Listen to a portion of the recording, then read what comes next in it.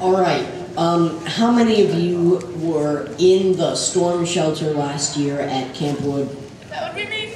Yes. That was terrible. Okay, for the people that weren't there, here is a really funny story that one of the counselors told. Oh no.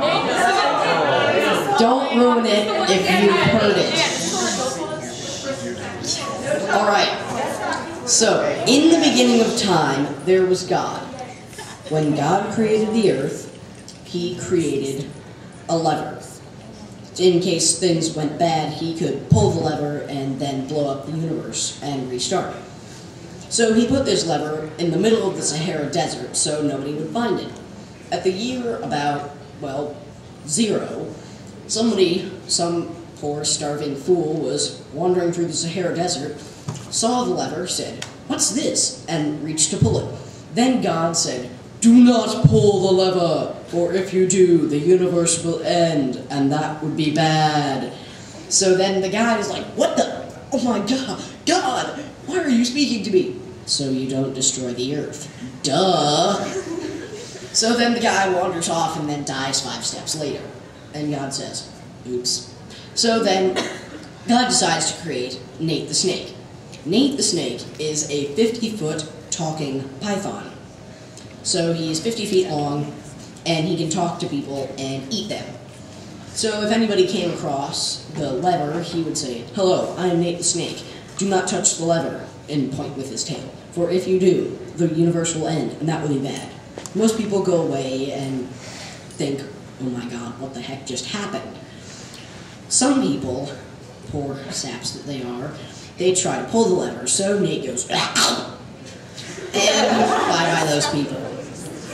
So then, when Steven Spielberg was filming his new Indiana Jones movie in the Sahara Desert, Shia LaBeouf comes across Nate the Snake. So he runs back to Harrison Ford, tells him about it. Harrison Ford runs back to Steven Spielberg and says, "Steven, you will not believe what Shia LaBeouf just saw in the middle of the Sahara Desert." So he tells him, and they go and see Nate the Snake.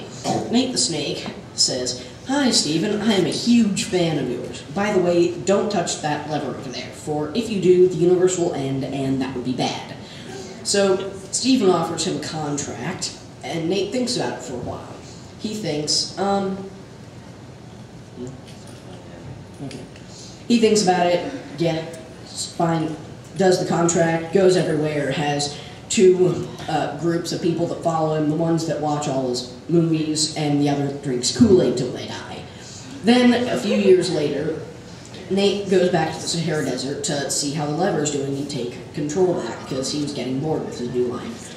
So he finds out there's an 18-lane highway around the lever. Not 9 lanes on one side, 9 lanes on the other. 18 lanes on one side and 18 lanes on the other. Full-size highway. So Nate's out there, and we don't know if this is a hallucination or not, but he sees a 50-foot talking female python on the other side of one of the 18-lane highways. So Nate finally gets up the courage to slither on over there and talk to her.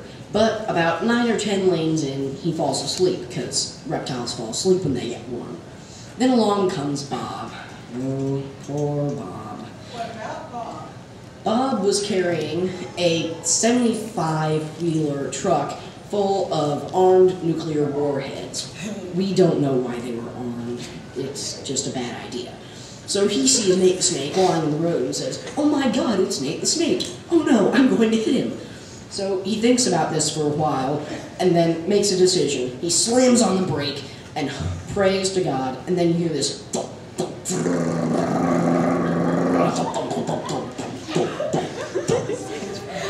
So then Bob is crying in his truck, and the desert police come on with their police camels or whatever they use in the Sahara Desert.